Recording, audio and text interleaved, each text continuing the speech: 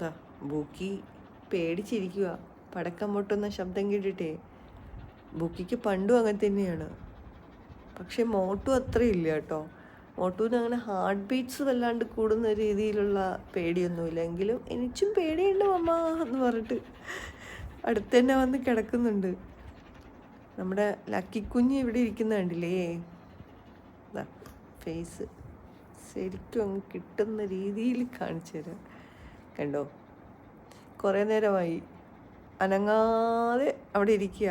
ലക്കിക്ക് പേടി വന്ന ശബ്ദം ഇല്ല, ഇങ്ങനെ മിണ്ടാതെ സൈലൻ്റ് ആയിട്ടിരിക്കും.